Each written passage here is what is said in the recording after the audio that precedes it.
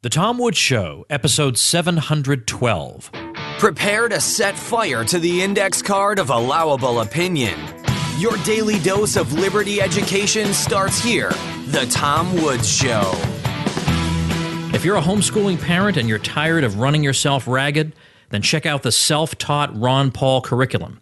And check it out through my special link where you get 3 free bonuses totaling $160. My special link? RonPaulHomeschool.com. Hey everybody, Tom Woods here, talking about Mars today. Not only the exploration, but the possible settlement of Mars. You do find people advocating this, so I thought I would talk to one of them about it. And the person I've chosen is Dr. Robert Zubrin, who is the founder and president of the Mars Society, which you can visit at marssociety.org.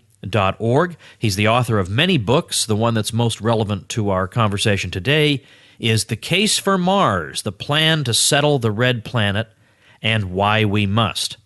Dr. Zubrin holds a PhD in nuclear engineering from the University of Washington, and he holds other degrees in aeronautics and astronautics and mathematics.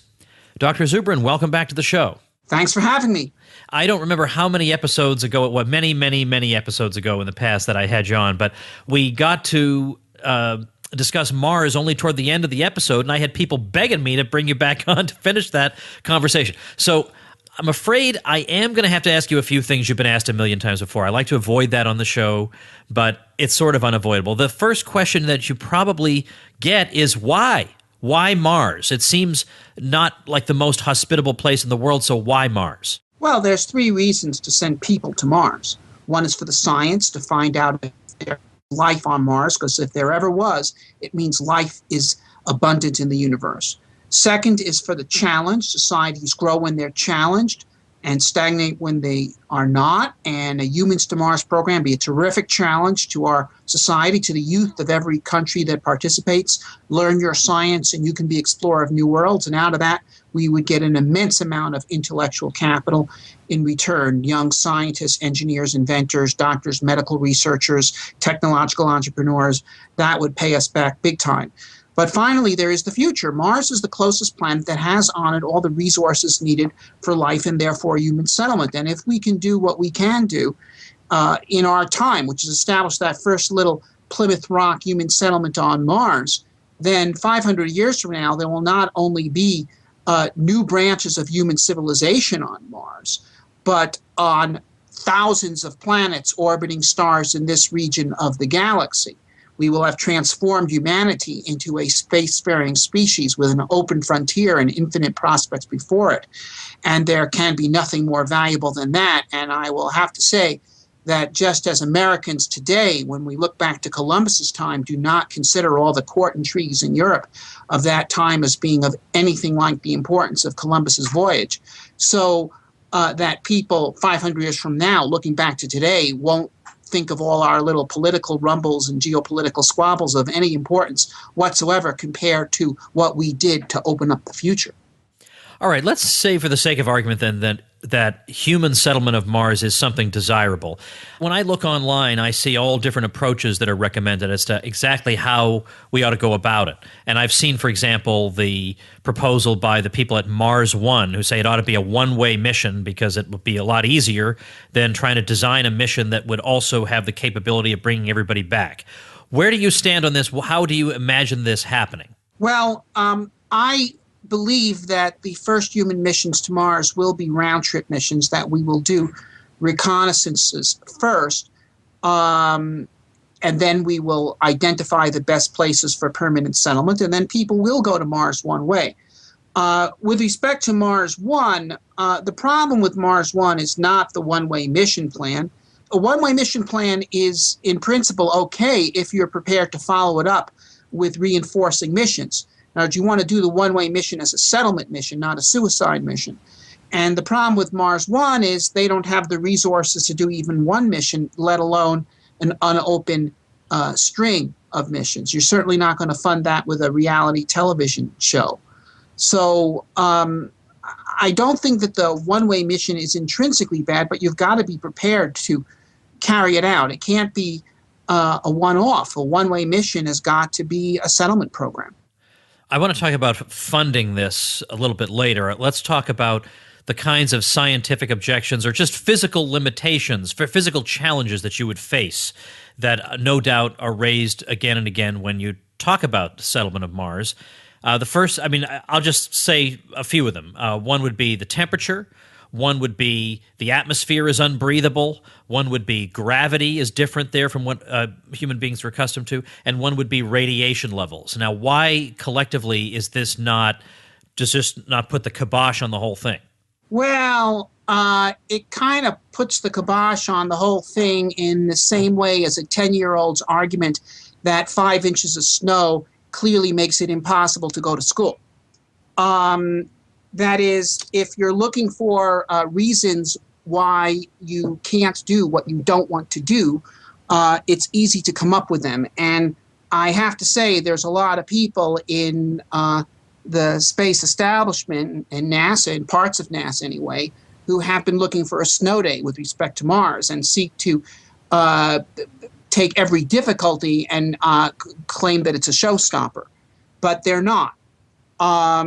The radiation that an astronaut would get flying one way to Mars is the same as Kelly, the astronaut who just spent a year at the space station, actually got at the space station, because the radiation rates at the space station, the cosmic ray radiation dose rates, are 50% that of interplanetary space.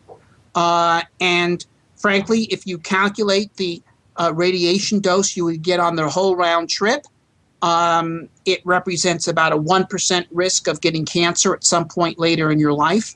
That compares to a smoking habit, which is about a 20% risk. So actually, if we recruited the Mars crew out of smokers and sent them to Mars without their tobacco, we'd be substantially reducing their chance of getting cancer. Ailments that have been identified, I just saw an article today about T cells being less developed in space flight. That is inaccurate. It is less developed in zero gravity, but we can rotate the spacecraft and create artificial gravity for the crew, and there is natural gravity on Mars. You can just run down the list here, and some of these are concerns, but they're all well within our capacity to solve these issues. What would my life be like, though, on Mars? I mean, in a way, it's like asking, what was it like for the people who settled the Americas? They come to a wilderness and they somehow have to create a civilization out of it. It seems overwhelming. Well, okay, you're talking about life as a Martian settler as opposed to as an explorer on the first mission or two? Yeah, I guess so. All right. Well, certainly on the Explorer, going there on the first several missions, it'll be an absolutely fascinating life of going out and exploring a new world. In terms of life at an actual Martian settlement, it would be hard in some ways, but extremely rewarding in others. I was several times asked, how bad it would be to the children of Martian settlers to have to live in this frontier, working, helping the parents around the greenhouse, or in the shop and so forth. And I think of Laura Ingalls Wilder and The House on the Prairie. And did she have an impoverished life, childhood, because she had to help out around the farm instead of, living in Philadelphia and going to plays in the opera? I don't think so. I think it's a different life. I think it would be an extremely rewarding life to be part of a settlement that is pioneering the Martian frontier. What are we talking about in terms of money, let's say just for the initial exploration? Forget about long-term settlement. How much money is contemplated for something like this? Well, this all depends how you do it. When NASA comes up with plans that are not really plans to go to Mars, but plans to use the Mars mission as an excuse to justify every program they can imagine that they would like to have an excuse to fund, you can come up with hundreds of billions of dollars. When we designed my Mars Direct plan, which involved a much more streamlined approach to going to Mars, where we were not trying to use the mission as an excuse for spending money, but we were spending money in order to get the mission done. but nevertheless doing it within the NASA kind of world of doing things, we came up with cost estimates for the program on the order of $30 billion. If you did this outside of the government world, I believe it could be done for under $10 billion. Okay, what would be the I mean, I know you and I are both free market people, so I can guess at why there'd be such a difference, but fill in the blanks for me. Help me understand why the difference would be so great. Okay, so you understand the difference between the first alternative, where you're doing things in order to spend money rather than spending money in order to do things, why that might cost more. That's like having your company run by your vendors, all right? Okay, so that's where you get these gigantic cost estimates. Now, the difference between the $30 billion Mars Direct plan done within the government world or a plan like that done, say, by SpaceX is that when you do a government program, they want there to be all this accounting of cost because they want to do it as a cost plus program. And actually, in part of this process, they impose massive amounts of overhead on the companies that work for them. You know, at Martin Marietta, Lockheed Martin, where I used to work, I mean, over 3/4 of the people at the place were not either engineers, technicians, or factory workers. They were overhead people of one form or another. So this is an enormous overhead. If you're doing things in the private world and you're just trying to get it done, you can do things a lot cheaper. And, you know, we see this in military procurement as well. You've heard the horror stories about the $700 hammers, toilet bowl seats, or whatever. And it's all because of this immense bureaucracy piling over. Right. But then what they come back with is they say, yeah, no doubt there are all these horrors, but when you're dealing with something on such a staggering scale, nobody else can provide the funding except the state. So likewise with Mars, where would the money come from?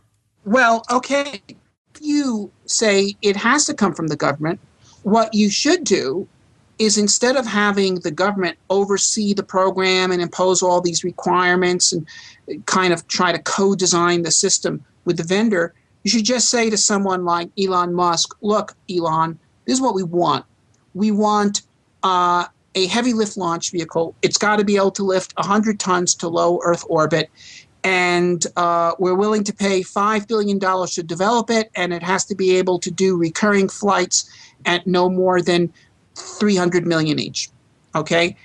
And in fact, we're going to put that up for bids. Lockheed Martin, you can bid on this too. Do it any way you like, but get it done within those numbers. Numbers that are beyond those will be considered non-responsive. That is cost numbers. And you better believe you would get bids. Okay? Let us do it our way. Don't get in our hair, and we will deliver it to you for that price.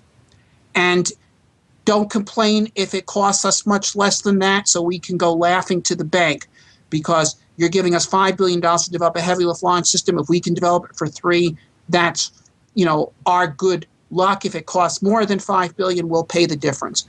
Okay, as opposed to, you know, the Augustine Commission came up with their own estimate on how to develop a heavy lift launch vehicle. This was for the Bush Moon program. And they said, well, it will take at least 12 years, and we want to fund it at $3 billion a year, so that's $36 billion. Musk went in there and he said he'd do it for $2.5 billion. They said, get lost. So there's a difference between whether you're running a program in order to fill in people's time cards, that is to keep them employed, or whether you're just saying, I've got this much to spend. If you can provide this for this much, I'll buy it from you. No questions asked as to how you did it. Just do it. And so if they took the Mars mission and if they cut it up into chunks in terms of the major hardware elements, the heavy lift launch vehicle is the biggest single one.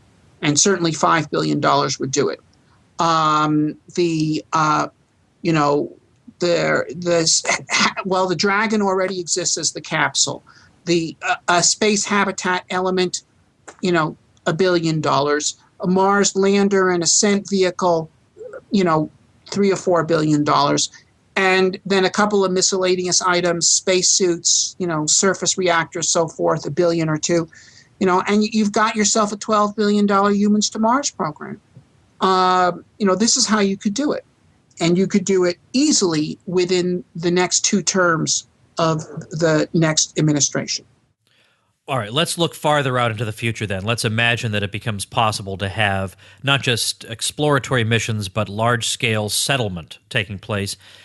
How many people do you envision going there, let's say, in a first wave? Well, the first human mission to Mars might be 4, 5, 6 people. And we do a number of reconnaissance missions with crews of that size. Then the first settlement crew is that many people, and then the next mission they set up greenhouses and other installations, so you start producing a harvest in advance of the arrival of larger numbers of people. Okay, so then maybe the next mission opportunity, you send out 8 people, and then they build more infrastructure to prepare for the colonists to follow them, and then 20 and 40 and so forth. That's how you do it.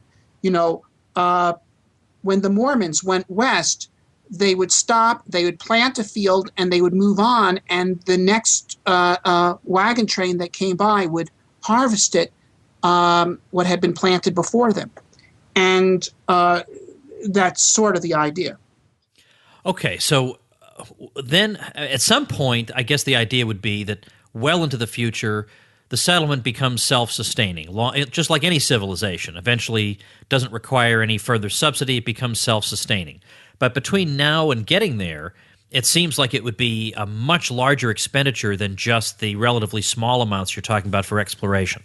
Well, yes, although the development is a substantial cost here, and that would be done up front as part of the exploration program.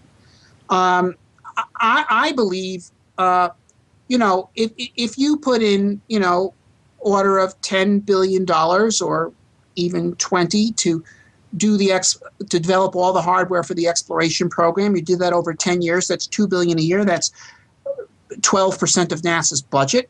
I believe as long as we have a space program, it would be reasonable to have 12% of it spent on actually exploring space. And then if you then continued that, with a couple of billion a year like that, you could fly a mission or two every 2 years. You can go to Mars every 2 years. The launch window is every other year. And you could keep doing that, and basically spending 10% of NASA's budget or so, we could build a human Mars settlement. All right, let me put it this way. There are a lot of things that people on the political left want to do with money that I think is not helpful and not useful, and it's not anything I would spend my money on. And I think if we had the money back, we could make our lives a lot more comfortable. But couldn't somebody just as easily say to you that if there's a real benefit to settling Mars, somebody will figure it out. Some entrepreneur will make it work. If government has to be involved, this is a reflection of the fact that there is not adequate demand for this, and we're simply diverting a huge amount of resources that could be used to make our lives more comfortable here on Earth. Well, as the political left would be glad to point out to you, there are certain important social functions that the government does that wouldn't have been done by private money. The building of the interstate highway system, for example, the building of the whole national aviation system, the electrification of much of the country, the public school system, So I'm not sure. I think that's I can argue with you about that. I'm not sure that's had such great results. I mean, are you impressed by? You see a lot of great budding scientists coming out of that system, original thinkers coming out of there. I think there's many flaws with it, but if you take 2 steps back and look at the project as a whole, it's been a phenomenal success. America is 4% of the world's population. We produce 50% of the world's inventions, and the vast majority of those inventors are products of the public school system. Yeah, but we won World War II with graduates of the public school system. Sure, but these are people who would have been smart no matter what. These are people who would have been smart no matter what. I'm just telling you that, look, I got a lot of complaints about the public school system. Don't get me wrong, Tom, okay? But universal public education has been an enormous success, and every developed country has it for that reason. And you can't be a developed country without it. But they say the same thing about national health care. I mean, at some point, you have to hit back. Okay, well, perhaps, but the there is a problem there, which is that, well, national health care, or even frankly health insurance, puts no is antithetical to cost controls on the system. Right. But we're getting off topic here. Right. Okay. I guess what I want to know is why. How do you defend this against? Let me just say this. Okay. Columbus, Lewis and Clark, these first missions, they were both funded by governments. All right. And it was afterwards that you found out what the benefits were that private money went that way.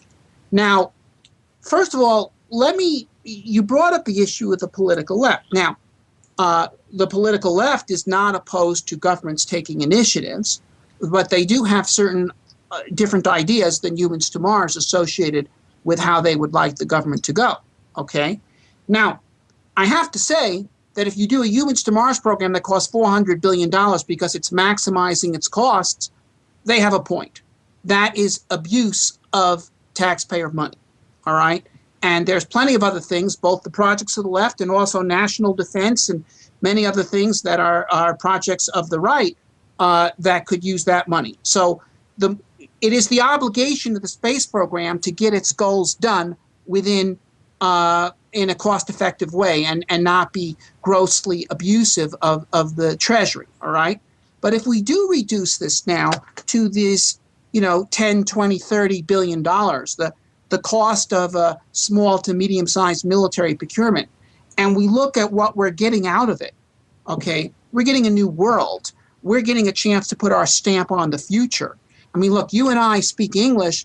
Okay, your name is Anglo-Saxon. Perhaps your ancestors came from England. My name is Russian. Mine did not. But we're speaking English here, and all these other people are speaking English, and people all over the world are speaking English because the English went forth from England and put their stamp on the world. If the English had stayed home in England, then it would be a dialect like Serbian right now that would be spoken in a corner of some island somewhere, and no one else would know about it, and no one else would know about Shakespeare or the King James Bible or any of that.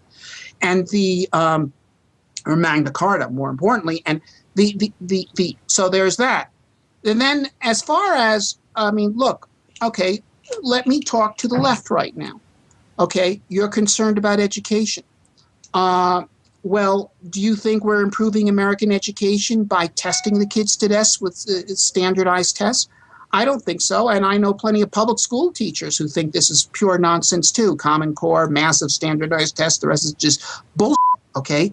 But what did Sputnik and Apollo do for American education? It inspired millions of young people to go into science and engineering. We doubled our number of science graduates during the 1960s because of Apollo.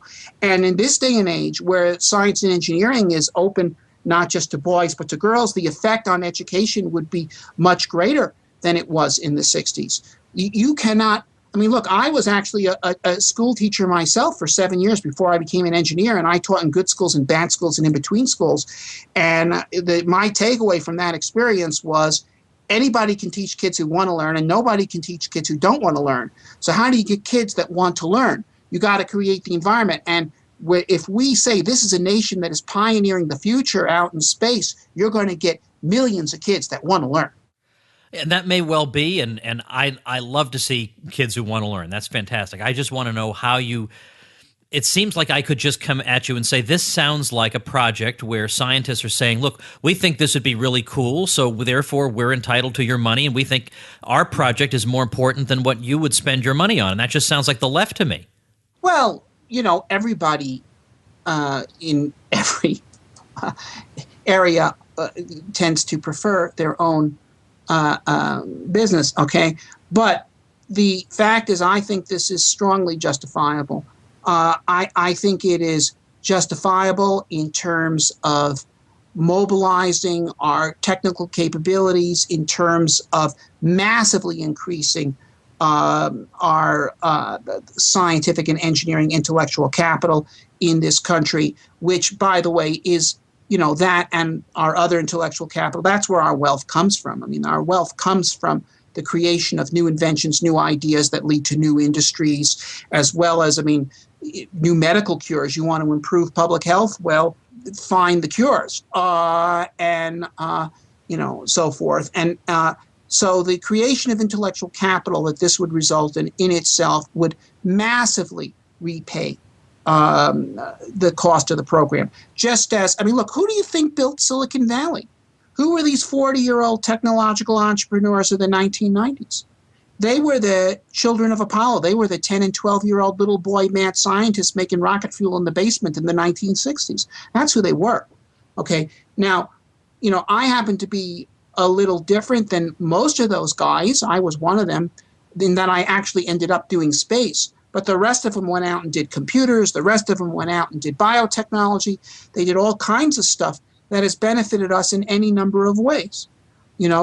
So you want to advance science and technology, which is the core to advancing our living standards and improving our national defense and our health.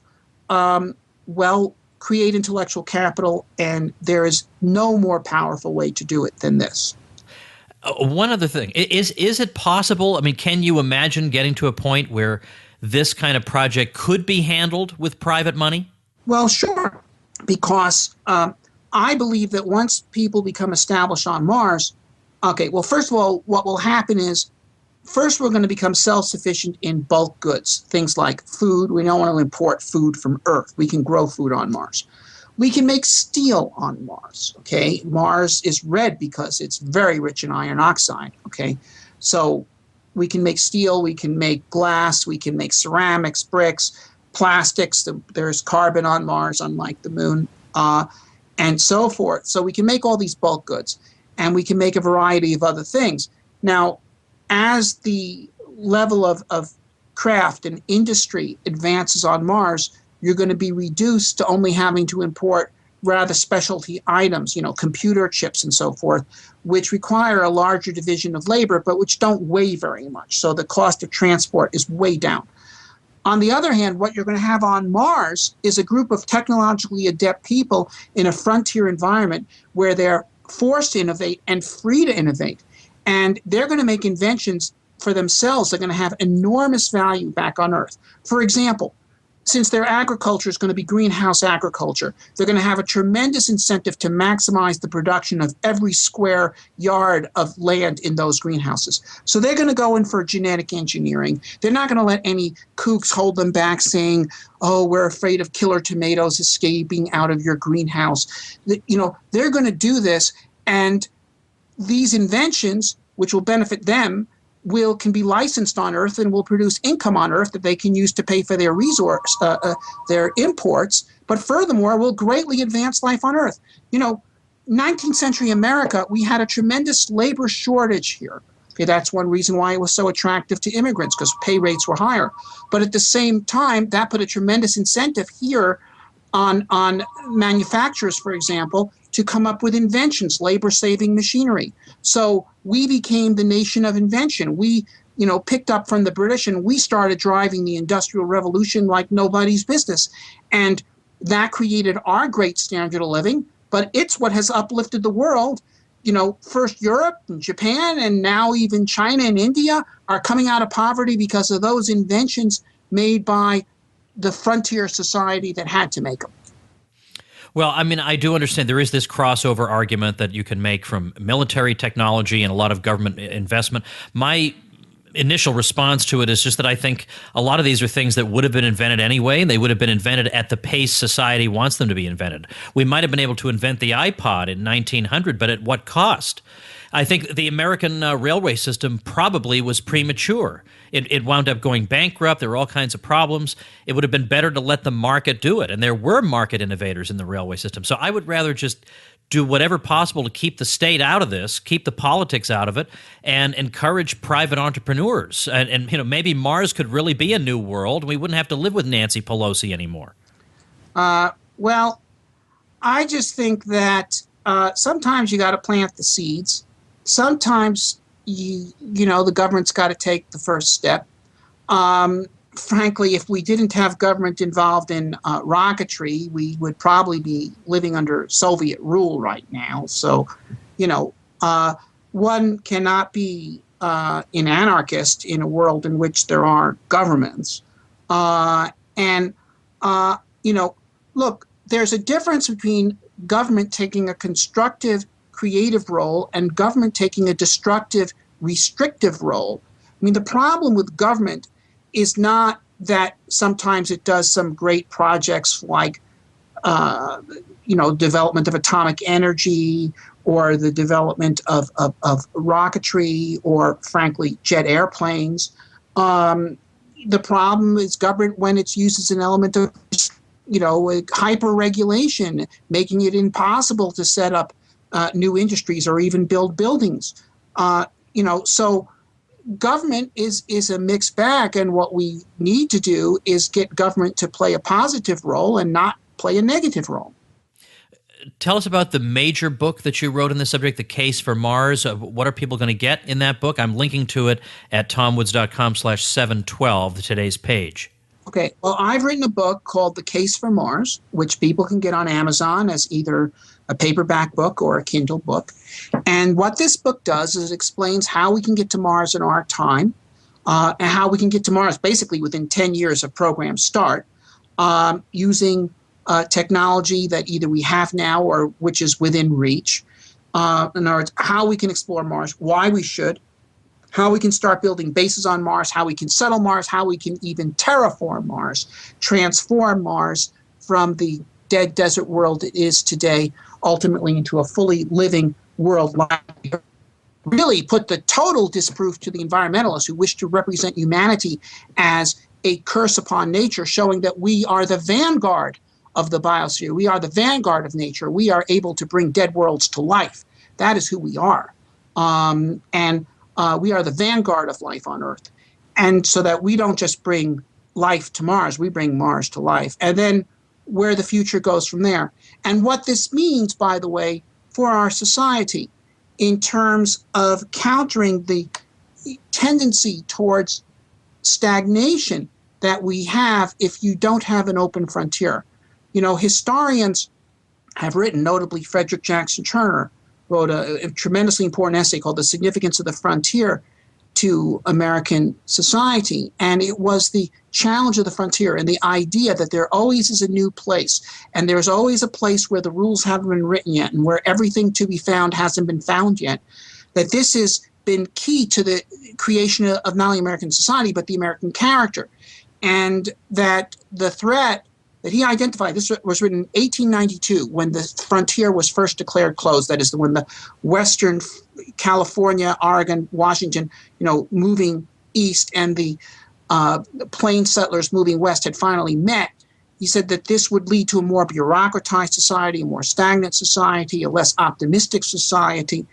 And I think in many ways he was right. And how an open frontier will be the thing that ensures that the American spirit of creation and innovation and can do and optimism and lack of acceptance of things as they are, that this will not die. And in short, if we're going to continue to be Americans, we have to continue to be pioneers. Well, the book is The Case for Mars. I'm looking to it at tomwoods.com/712. Yeah, I know you've written extensively on this subject, but you've also said that really is the go-to book that you've done on it. So I'll refer people there, and thanks so much for your time. Thank you, Tom. All right, everybody, I got a little announcement for you.